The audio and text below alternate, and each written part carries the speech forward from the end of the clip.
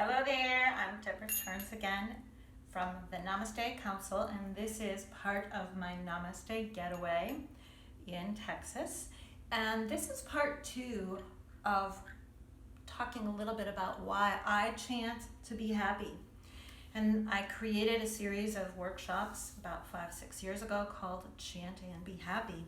And the name Chant and Be Happy comes from George Harrison, because George Harrison, aside from being, of course, an accomplished musician with the Beatles, everybody knows him through the Beatles, he was a chanter.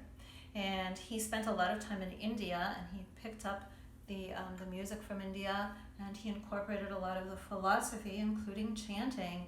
And if you really listen hard to some of his songs, you can hear the sounds of India, whether it be the instruments, whether it be some of the mantras. He has mantras in some of his music, and of course the actual instruments. And these little clangers that I hit in the beginning, these are actually called kartals, and this is very traditional in India, and these are actually used to keep the beat. I'm not really that great at playing them, so I'm not going to demonstrate, but just as in Western music, sometimes we think of the bass guitar, or we think of drums as being setting the tone and the beat. These kartals are actually used to set the tone in much of Indian music. But as you could hear, hopefully, when you clang them, there is a reverberation. And as I mentioned in the prior video, to me, what is really important about music is that you feel the music in all of your body and all of your cells. And whether it's the instruments, I, for example, love listening to violins, and when I hear violins, I feel it throughout my body. But likewise, when you chant, you want to be able to feel it in your body. And for example, the Om, a lot of people are familiar with the OM mantra, Om. And when you do the Om, you want it to reverberate basically throughout your head and through the body all the way to the feet.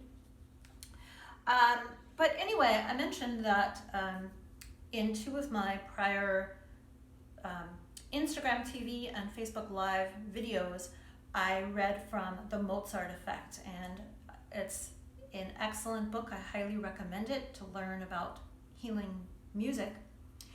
But one of the things that I wanted to mention that is from my workshops, because when I do workshops, I try to educate people, give people the background and scientific evidence behind what we are doing. And I mentioned that chanting or singing boosts those feel-good hormones. And in one study, they found that singers had lower cortisol levels by about 15%. And it was shown that the singing activated the parasympathetic system. It lowers our blood pressure and calms our mind. And again, there are many reasons for it. And what I find is even more interesting is, as much as I love to sing by myself, I love to sing whether it's in this room, whether it's outdoors, anywhere, I sing all the time. But when you sing with other people, there have been scientific studies that show how those benefits are even greater. So I mentioned that there are many different forms of music therapy, and the ones that I tend to do come from yoga, but they come from bhakti yoga, and they also come from, in the Kundalini tradition, mantra meditation. So in the Kundalini tradition of mantra meditation, you may repeat a mantra for 11 minutes or 21 minutes. It may only be 4 syllables, and you go at it for the entire time. And I find it beautiful. And we have a tradition that comes from the East. Whether it's India or Tibet, it follows through in both Hinduism and Buddhism with the number 108, which is a sacred number, and it's actually a geometric sacred number. But when you repeat a mantra 108 times, it has extra benefits. So that's why the strand of beads that people sometimes carry, like a rosary has 54 beads, and the japa beads are 108. and you try to repeat your mantra 108 times. I actually do that mantra 108 times 16. So I do 16 rounds of 108 of one mantra every day. And that is one form that I practice my mantra meditation. And that is traditionally rather quiet. It is vocalized, but it's quiet. And there are a lot of different, again, scientific reasons why chanting or singing is good for you.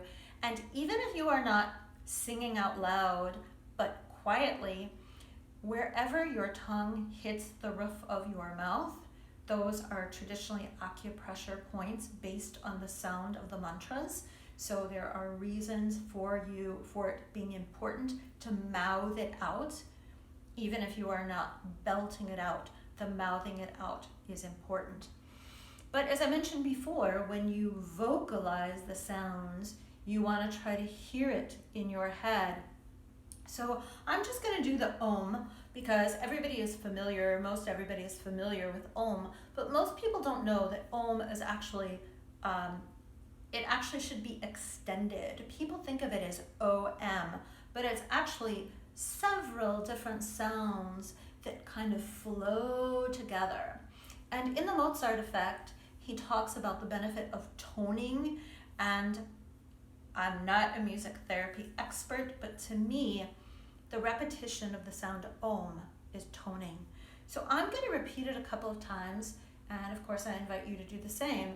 But when you do, it's really Ah, U, M, and then NG. And the benefit of the NG is it really vibrates in your head.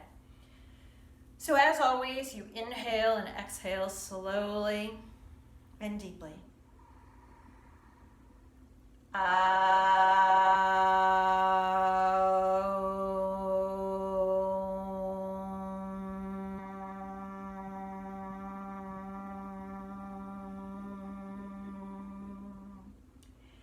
And it's excellent. I did another YouTube video about breath work for COVID, times of COVID, and the longer you can try to do that Om, if you can try to suspend that sound for up to 60 seconds or even longer, the better it is, obviously, for your lungs. So it's a great way to work out your lungs.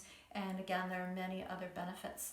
So I'm going to stop there because my workshops are 6 weeks of workshops, and I have tons that I put in there, but I just wanted to give you a sample of what I do in Chant and Be Happy.